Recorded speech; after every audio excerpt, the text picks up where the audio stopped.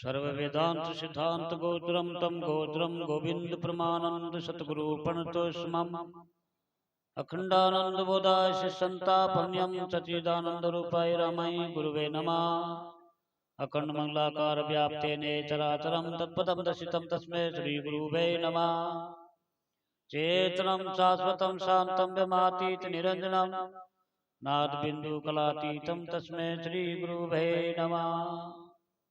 अज्ञान मूलहरणम जन्म कर्म निवारणम ज्ञान वैराग सिद्धार्थम गुरु पादोतोपीतम ध्यान मूलम गुरु मूर्ति पूजा मूलम गुरु पदम मंत्र मूलम गुरु वाक्य मोक्ष मूलम गुरु कृपा गुरु ब्रह्मा गुरु विष्णु गुरु देव महेश्वरा गुरु साक्षात पर ब्रह्म तस्मै श्री गुरुवे नमः। तस्मै श्री गुरुवे नमः। सच्चिदानंद भगवान की जय हो। अर्चनीय वंदनीय प्रातस्मरणीय श्रोत्रिय ब्रह्मनिष्ठ मेरे परमपिता परमेश्वर भगवान श्री नारायण हरि गुरुदेव के चरण कमलों में अनंत कोटि दंडवत प्रणाम करता हुआ आदरणीय संचालक महोदय एवं आप सभी धर्म प्रेमी सत्संग प्रेमी श्रद्धालु भक्ति स्वरूप माता बहन आप सभी की सरल सात्विक श्रद्धा का अपने हृदय से आदर करते हुए आप सभी के हृदय में विराजमान उस नारायण परमात्मा को मैं प्रणाम करता हूँ। साथ ही ये पावन पवित्र बस्ती माता को भी हम नमन करते हैं। बहुत परम सौभाग्य की बात है, हमारे धर्म ग्रंथों के अनुसार की बात, हमारे महापुरुषों के कथन के अनुसार की बात है।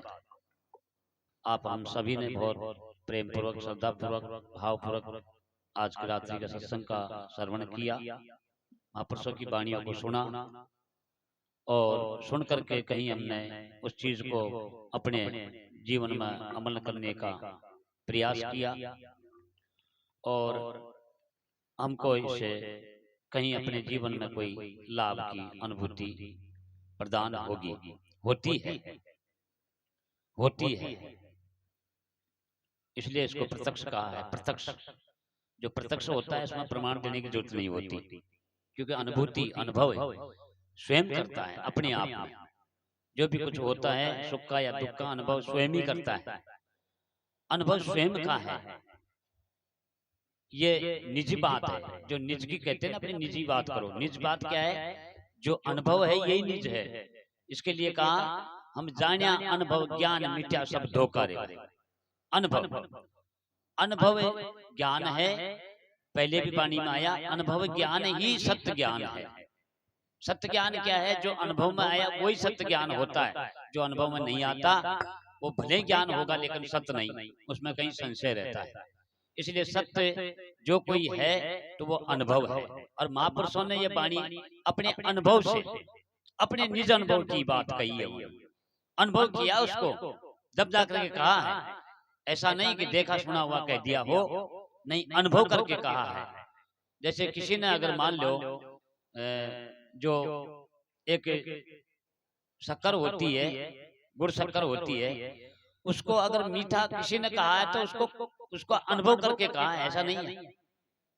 नहीं तो कह देने से तो जो है कहने में और उसको अपने उसमें विचार में लाना, उसका अनुभव करने में बहुत अंतर होता है। कि शक्कर को मीठी कह देने से शक्कर मीठी नहीं होती है, तो वो मीठी है लेकिन हमारे लिए तो मीठी नहीं होती। उसको खाते हैं तब जाकर के वो मीठी होती है, तो वो सत्य ज्ञान है। इसको सत्य ज्ञान कहते हैं, जो उसको अनुभव में लिया, इसलिए सत्य ज्ञान ये है। तो सबसे सर्वप्रथम बात तो ये आएगी कि यहाँ है एक बात श्रद्धा की। श्रद्धा बड़ी बात है, श्रद्धा होनी चाहिए। जब श्रद्धा बन जाती है तो फिर जो हम समझना चाहेंगे, जिसको जानना चाहेंगे, जिसको पाना चाहेंगे, वो हो सकता है सरल। इसका सरल उपाय यही है, क्योंकि पहले क्रियाओं को जो है बात कर दिया यहाँ पर कि बहुत प्रकार की है, कर्म उपासन ज्ञान 3 प्रकार की होती है। लेकिन यहाँ ज्ञान की जो बात आई, तो ज्ञान के लिए तो श्रद्धावान लभते ज्ञानम, ये प्रमाण है गीता का। श्रद्धावान लभते ज्ञानम। ज्ञान किसको हुआ? जिनके अंदर श्रद्धा है। और श्रद्धा किस पर है? गुरु के वाक्य पर, वेद वाक्य पर, और नहीं। जो गुरु कहता है, जो वेद कहते हैं, वो ही उसी पर अटल श्रद्धा, अटल विश्वास। मजबूत दृढ़ कि भले ही समझ में न आए लेकिन उस पर श्रद्धा बनी रहती है, तो वो धीरे धीरे एक दिन जो है वो विलक्षण हो जाता है। जैसे कई बार हमारे संचालक साहब कहते हैं कि एक बच्चा धीरे धीरे धीरे धीरे बड़ा हो जाता है, ऐसे ही इस सत्संग को सुनते हुए श्रद्धा बनाए रखे हैं अपने जीवन में, और महापुरुषों की बाणों का आदर करते हुए, सत्संग में आदर करते हुए, आदर भाव की बात है, तो धीरे धीरे एक दिन यही प्राणी जो है इन सारी विपदाओं से उठ करके, ये सारी दुखों से ऊपर उठ करके, सारे संसार से ऊपर उठ करके, और फिर वो एक विलक्षण स्थिति में आ जाता है। वो विलक्षण स्थिति है, वो विलक्षण स्थिति के लिए ये जो कुछ है पसारा, इसको ठीक प्रकार से समझना पड़ेगा। देखो श्रद्धा की बात बताई, शुद्ध भाव होना चाहिए, शुद्धता। अब कई दृष्टांत के माध्यम से समझाते हैं हमको महापुरुष से कि यहाँ श्रद्धा की बात बताई कि एक कोई व्यक्ति की बात आती है, कोई भगत था, तो जैसे आज हमारे यहाँ पर सत्संग हो रहा है, तो कहीं कोई ग्राम बस्ती में सत्संग हो रहा था, महापुरुष आए हुए थे, संत बैठे हुए थे, वहां पर सत्संग चल रहा था, बहुत कुछ लोग इकट्ठे थे। अब एक कोई व्यक्ति था, एक गायों का ग्वाल, वो उधर से विचरण कर रहा था, जा रहा था अपनी गायों को लेकर के, तो उसने वहां देखा तो वहां पर कुछ भीड़ लग रही है, कुछ साधु लोग बैठे हैं। उन्होंने कहा कि यहाँ पर क्या हो रहा है, ये लोग इकट्ठे कैसे हो रहे हैं? तो उनको किसी ने कहा कि यहाँ महात्मा लोग आए हैं और सत्संग हो रहा है। तो बोले यहाँ क्या बात हो रही है, क्या बताते हैं ये? बोले ये भगवान बताते हैं। अच्छा भगवान बताते हैं? अरे बोले ये तो फिर मेरे को भी, मैं भी देखूंगा भगवान। तो बोले जा, तो बोले मैं पूछूंगा भगवान के लिए, तो क्या मुझे मिल जाएंगे कि भगवान? वो जैसे जो है भीड़ में से पहुंच गया महात्मा के पास। अब देखो यहाँ एक बड़ी बात तो ये हमको समझनी पड़ेगी कि संतों की जो बात है, महापुरुषों की, संत जो है अंतर्यामी होते हैं, घट की जानते हैं, अंतर्यामी होते हैं, वो भक्त के भाव को पहचान लेते हैं। तो जैसे वो गया तो उन्होंने कहा कि महाराज क्या आप भगवान बताते हो? बोले हाँ बताते हैं। तो बोले ले मेरे को बताओ, मेरी गाय गई, मुझे जल्दी हो रही है, जल्दी करो। तो संत भगवान ने वहां कहीं कोई एक गोल सा पत्थर रखा हुआ था, तो उसको पकड़ा दिया, बोले ये ले। बोले यही भगवान ने? बोले हाँ यही है। तो फिर अब कैसे करो? बोले इसको ले जा और घर पे रख देना, और जैसे तू जैसे भोजन करता है तो भगवान को भोग लगा करके भोजन किया कर। अच्छा यही बात है? बोले हाँ ठीक। वो उसी ने देखो मान ली ये बात, श्रद्धा की बात आ रही है यहाँ पर। हाँ कई बार कहते हैं महापुरुष सज्जन आदमी इस बात को कहते हैं चतराई चूल्हा पड़े भट्टी पड़े अंगार। यहाँ चतराई चालाकी की बात नहीं है, यहाँ बहुत ज्यादा उसकी बात नहीं है, यहाँ सहजता की बात है। जो सहज हो गया, क्योंकि वो है जिसको पाना चाहते हो वो सहज है। इसलिए हमारे महाराज जी भी इस बात पर कई बार जो है हमको बताते थे। अगर एक संत भगवान हुए मारवाड़ में, उनका नाम था सहजो। तो सहजो मार्ग सहजकार, सहज किया विश्राम, मतलब सहज में हुआ काम है, कोई कठिनाई की बात नहीं है। लेकिन सहज हो जाता है उसके लिए सहज है, और जो असहज है उसके लिए तो सहज नहीं है, बहुत कठिन से कठिन है, भारी से भी भारी है, दूर से भी बहुत दूर है। यह है सहज की बात है। तो सहजता लानी है। तो असहज क्या है भाई? बिगड़ा मामला कहाँ है, किस चीज में बिगड़ा है? आत्मा तो जो है सहज ही है। आत्मा में तो कोई जो है विकार है नहीं, निर्विकार स्थिति है। तो ये विकार जो उत्पन्न हुआ वो कहाँ हुआ? गड़बड़ी किस में हुई? गड़बड़ी मन में हुई, मन में तो हुई है। ये सारा जो भी कुछ मामला मन का है, ये सब कुछ मन का है। ये मन ब्रह्मा जी है, इसी का रचाया हुआ खेल है, ये भी कम नहीं है। तो मन को सहज करना है, मन को सहज करना है। मन सहज हो जाएगा तो फिर अपने आप वो सारी बात सहज हो जाएगी। तो फिर उसको बताया तो उसने वैसा ही किया। मैं सहज की बात बता रहा था, सरलता की बात बताई है। अगर श्रद्धा की बात देखो, श्रद्धा कितनी बड़ी प्रबल होती है, जो धीरे धीरे कहाँ पहुंच गया, धीरे धीरे। अब उसने जो है भोग लगाना किया, भोग लगाता, भोजन करता। अब वो पत्थर कोई खाने वाला थोड़ी था, तो वहां पर जो है घरों में तो वो रहते हैं, चूहे रहते हैं। वो चूहा खा रहा था उसको, जो उसने भोग लगाया उसको चूहा खा रहा था। उसने देखा, अरे बोले ये तो ये खा रहा है, ये तो नहीं खा रहा। तो बोले ये इसमें है भगवान। तब तो उस चूहे को भगवान मान लिया। अब तो उसी की पूजा करने लग गया, उसी को भोग देने लग गया। अब धीरे धीरे समय बदलता जा रहा है। तो अब एक दिन क्या होता है, वो देखता है तो बिल्ली आती है, और बिल्ली मारती झपट्टा और चूहे जी को फाड़ देती है। तो उसने कहा कि बोले इसमें भी नहीं है भगवान, इसमें। तो बिल्ली को वो देखो उसकी श्रद्धा बढ़ती जा रही है, वो उस चीज को देखा जा रहा है कि देखो किसमें क्या पावर है, पावर को देखता जा रहा है वो। तो चलो बिल्ली को भगवान माना, उसकी जो है सेवा देता रहा वो। अब एक दिन क्या हुआ कि कुत्ता आया, तो कुत्ता ने जो है बिल्ली को भगा दिया। तो वो तो कुत्ते में समझने लगा कि अब इसमें नहीं है, इसमें है भगवान। अब वो कुत्ते को भी जो है भगवान मान करके उसको भोग देने लग गया। अब एक दिन होते होते क्या हो गया, जब कुत्ता कोई जानवर अगर घर में रहने लग जाता तो सेंधा हो जाता है, तो उसका डर भय निकल जाता है। एक दिन कुत्ता जो है क्या हुआ, मौका पा करके रसोई में घुस गया। अब रसोई में घुस गया तो उसके घरवाले ने देखा कि बोले ये तो रसोई में घुस गया। अब उसके घरवाले ने उठा करके 2 उसको डंडा मारा, तो वो जो है भग गया। उसने देखा, बोले इसमें भी नहीं भगवान। तो बोले किसमें, बोले इसमें। अब तो उस अपनी पत्नी को ही भगवान मान बैठा। अब तो उसी की सेवा में लग गया, वो तो उसी को भोग लगा के फिर भोजन करे। अब वो कोई प्रकरण हो गया होगा, व्यवहार आपस में घर में कोई गड़बड़ी होगी आपस में, पति पत्नी का बनी जाती है। अब उस टाइम उस ख्याल को भूल गया वो, और वो आपस में कोई बात बिगड़ी, वो उसको पिटाई लगा दी। तो वो चिल्लाई ना, अरे बोलो इसमें भी नहीं है तो मेरे में मैं ही हूँ। बात यही है। महापुरुष क्या करे, तू पूर्ण ब्रह्म है। अपने आप को तो इशारा किया महापुरुषों ने कैसे भी करके, मतलब बात का यही है। और वो है का, वो जिसकी बात करते हैं वो क्या है, कौन है, वो मैं ही, वो तू ही है और कोई दूसरा है नहीं। यही तो बात है। अब कैसे भी करके, लेकिन हाँ ये मार्ग अपनी अपनी योग्यता की बात है, अपनी अपनी क्षमता की बात है अपने, लेकिन श्रद्धा के बिना तो काम चलेगा नहीं।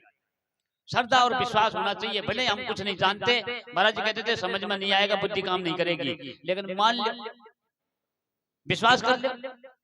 अब विश्वास जिन्होंने कर लिया उनका काम बन गया। अब विश्वास नहीं किया तो भले ही खूब सुने जाएंगे, हम खूब बोले जाएंगे, खूब सीखे जाएंगे, कुछ भी करते जाओ, बात नहीं बनेगी। ये है सहज की बात, सहज होना चाहिए। ये है सहज का काम, असहज बात नहीं है। तो श्रद्धा विश्वास इसलिए क्योंकि वो जो भी विकार है हमारे अंदर, मानते हैं अगर हम सभी सबके अंदर जो है एक जन्म का खाता नहीं है, अनंत जन्मों का खाता है। और अनंत जन्म का जो खाता है उस खाते को समाप्त करने के लिए यही सुगम मार्ग है। तभी क्योंकि जब तक हमारा जो हृदय देश है इसमें ये अगर इसमें विकार रहेगा, इसमें अगर उपाधि रहेगी, इसमें अगर कोई रहेगा तो फिर बात समझ में थोड़ा कठिन आ जाएगा। क्योंकि आज जैसे मान लो हम यहाँ बैठे हैं सत्संग में, हो सकता है हमको कई को जो है अलगस प्रमाद हो रहा है, अलगस आता है, तो उसके पीछे कारण है। कारण क्या है कि कुछ हमारे पिछले जन्मों के जो कोई कर्म है, कर्म तो 2 प्रकार करता है, या तो पुण्य कर्म या पाप कर्म। तो कुछ पाप कर्मों का ढेर बहुत अधिक होता है, उसको संचित कहते हैं। संचित प्रारब्ध और क्रियायमान। तो क्रियायमान तो अब हो रहा है, लेकिन प्रारब्ध जो हमको ये शरीर मिला प्रारब्ध से, और वो प्रारब्ध का जो कर्मों का भोग है, इसके लिए कहे प्रारब्ध के भोग को भोगते हैं सब कोई, ज्ञानी काटे ज्ञान से मूर्ख काटे रोई। वो प्रारब्ध का क्षय करने के लिए, वो पापों का क्षय करने के लिए ये बात बताइए। सर्वप्रथम श्रद्धा। इसलिए आदि शंकराचार्य भगवान कहते हैं अगर सत्यवेद गुरु वाक्य श्रद्धा अविश्वास, समाधानता को कहे मल विक्षेप का नाश। श्रद्धा और विश्वास कर लिया तो आपका जो मल है, जन्मों का पापों का कर्मों का जो ढेर है, वो आपका क्षय हो जाएगा। श्रद्धा और विश्वास।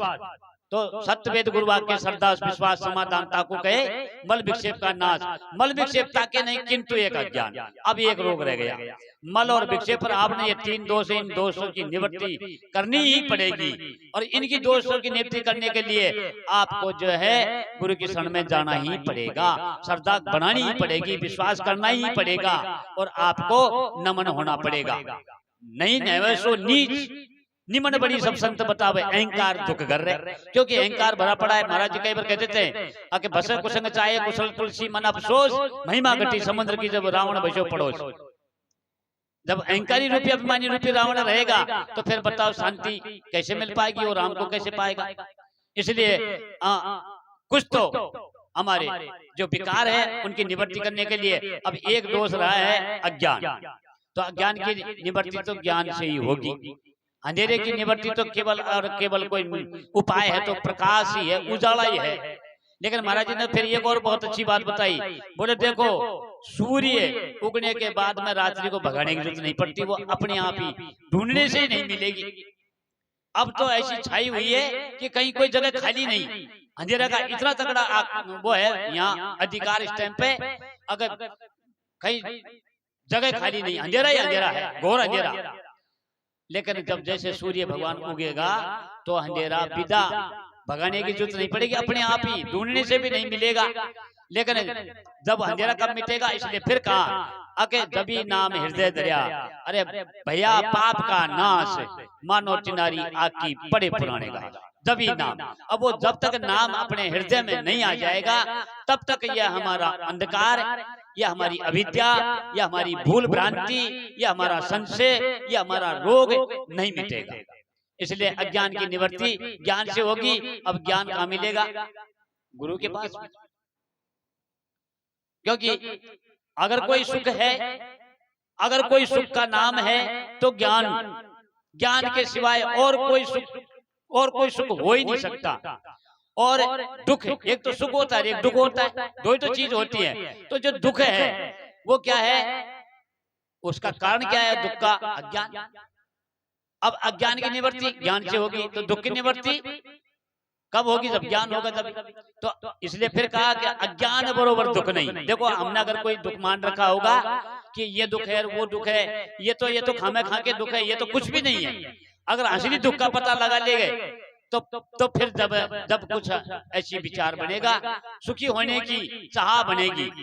सुखी होने तो सभी को ही चाहते हैं, लेकिन वो सुख हमारा एक सीमित है, एक सीमित सुख है। क्योंकि एक विशेष सुख होता है, उसको भी तो सुखी मान लिया, उसमें भी तो मौज होगी ना, खूब मौज। जिसके लिए कहते हैं कई बार कि 4 प्रकार के लोग होते हैं, ताने माने धान्य प्रसाद, ये भी सुखी ले रहे। कोई तान मान में सुखी हो रहा है तो नहीं। यहाँ ये बात कहिए, अरे वो सुख की बात करे जो वो सुख कभी भी एक बार होने के बाद वो सुख कभी फिर मिटता नहीं।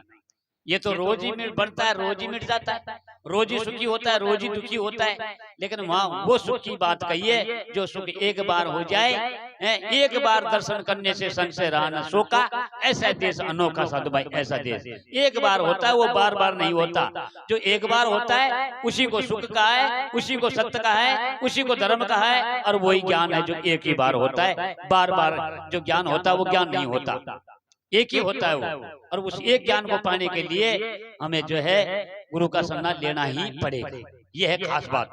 तो फिर कहा कि भाई देखो अज्ञान बरोबर दुख नहीं और ज्ञान बरोबर सुख है, अज्ञान बरोबर दुख नहीं। हाँ, मतलब बहुत लंबी सीमा बताई है, कोई और छोर नहीं है इसका। अज्ञान बरोबर दुख नहीं, धरती और आकाश, ज्ञान बरोबर सुख नहीं, ज्ञान गुरु के पास। क्योंकि कोई ज्ञान की प्राप्ति तो गुरु के पास हो सकती है। गुरु ही ज्ञान है, ज्ञान ही गुरु है। मतलब जो गुरु शब्द है ये ज्ञान ही है, ज्ञान के अलावा और कोई गुरु नहीं होता, ज्ञान ही गुरु होता है। और ज्ञान किसका? अपने आप का भाई, अपने आप का ज्ञान, यही तो इसी का नाम ज्ञान का है। जो अपने आप का जो ज्ञान है, और अज्ञान किसका हुआ? अपने आप का। तो जो अज्ञान से उपजे जो इच्छा का बात ज्ञानते हुई, जिसके अज्ञान से, जिसके अज्ञान से जो प्रतीति, जैसे सर्प का दृष्टांत दिया कि जेवड़ी के अज्ञान से सर्प दिखा। अब किसका ज्ञान करें हम? सर्प का ज्ञान करें या रस्सी का? तो कारण क्या था? अज्ञान किसका था? रस्सी का। तो फिर रस्सी का ज्ञान करो। अगर सर्प की निवृत्ति करनी है तो रस्सी का ज्ञान करो। तो सर्प नाम ये संसार का है, तो इसकी निवृत्ति करने के लिए आत्मा रूपी रस्सी का ज्ञान करो। अब आत्मा रूपी रस्सी का ज्ञान करने के लिए उसके लिए प्रकाश चाहिए भाई। अंधेरे में तो दिखा था सर्प है, तो अंधेरे में सर्प दिखा था तो उसका कारण अज्ञान ही था। अब अज्ञान की निवृत्ति ज्ञान से होगी। प्रकाश करेंगे तो फिर उसका जो है वो मिट जाएगा, वो सर्प मर जाएगा। लेकिन जब तक ज्ञान नहीं होगा तब तक सर्प कभी नहीं मिलेगा, और जब तक सर्प खड़ा रहेगा अतः भय देता रहेगा, और भय जो भय देता है उसी का नाम सर्प है। अब ये संसार में इसी का ये भय देता है, क्योंकि इसका धर्म ऐसा ही है भय देने का। और जो सत्य है वो उसमें जो निर्भरता आती है उसमें भय नहीं होता, क्योंकि वो यथा सत्य है, वो उसका उसमें कभी बदलाव होता नहीं, इसलिए बदलता रहता है। वो एक रस रहता है, वो कभी बदलता नहीं, ये बदलता रहता है। तो जो बदलने वाली वस्तु होती है वो भय देती है। तो हमारा शरीर जो है बदलता है, क्षणभंगुर नाशवान विकारी दुख का घर है ये। तो इसकी ये स्थिति बताई, ये क्षणभंगुर है, नाशवान है, विकारी दुख का घर है, इसमें सुख नहीं हो सकता। और वो जो आत्मा चेतन है उसका जो है वो सच्चिदानंद है, जिसका कभी अभाव नहीं होता, तीन काल में भी कभी भी अभाव नहीं होता। हर अवस्था बदलती, शरीर बदलते, गुण बदलते, संसार बदलता, सृष्टि बदलती, सब कुछ प्रकृति बदलती, लेकिन आप नहीं बदलता कभी। इसलिए एक वाणी आती है, मैं चेतन जड़ का साक्षी, ज्ञान दृष्टि से देख, मेरी खबर करे कोई सूरा, जागट उदय विवेक। अब विवेक के बिना ये बात बनेगी नहीं, और विवेक बिना सत्संग के बिना हो नहीं सकता। बिन सत्संग विवेक न होई, राम कृपा बिन सुल बन सोई। बिना विवेक के बिना, अब जब तक विवेक नहीं होगा तो फिर बैराग होने का तो हो ही नहीं सकता। बैराग तो हो ही नहीं सकता, तो फिर क्या होगा? जिसको हम भर रहे हैं, कभी राग कभी द्वेष, कभी सुखी तो कभी दुखी, कभी जन्म कभी मृत्यु, ये दो के पहलू में जो है उलझा हुआ है। अब ये दो पहलू के उलझ रहा, इसमें से निकलने के लिए, अद्वैत स्थिति पाने के लिए यहाँ पर विवेक होना जरूरी है, बैराग होगा। और बैराग जब तक नहीं होगा तो सरसंपत्ति नहीं आएगी, और सरसंपत्ति जब तक नहीं होगी तब तक तो फिर मोक्ष की बात आ ही नहीं सकती। ये मोक्ष होती क्या है? जो कि मोक्ष की प्राप्ति करना ये हमारा धर्म है। क्योंकि मोक्ष स्वरूप क्यों चाहता है? मोक्ष क्यों चाहता है? मुक्ति क्यों चाहता है? क्योंकि आत्मा है ही निर्बंधन, आत्मा है ही मोक्ष स्वरूप। अरे बात उस बात को कहिए महापुरुषों ने, जो है उसी के लिए कहा, जो नहीं है उसके लिए कहीं भी नहीं लिखा कि इसको लो, इसकी प्राप्ति हो जाएगी। जो प्राप्ति की प्राप्ति होती है, जो प्राप्त रूप है पहले से ही, उसी की प्राप्ति के लिए कहा है। ऐसा नहीं है कि जो नहीं हो उसकी बात कही हो कि इसको पाल लो आप, जो है नहीं तो मिलेगा कहां से बताओ। तो इसलिए, और ये भी एक मनोमात्र की बात है, नहीं ये तो निवृत्ति है, ये तो निवृत्त है, ये तो इसकी निवृत्ति करने की जरूरत भी नहीं है। निवृत्ति की निवृत्ति और प्राप्ति की प्राप्ति, जो निवृत्त है उसको समझना है, और जो प्राप्त है उसको समझना है। न तो निवृत्ति करनी न प्राप्ति करनी, दोनों को अगर बात को समझ जाएंगे तो फिर ये हमारा भ्रम मिट जाएगा। तो ये है बात है। इसी के साथ मेरी वाणी को विराम करता हूँ। बोलो सतगुरुदेव भगवान की जय हो।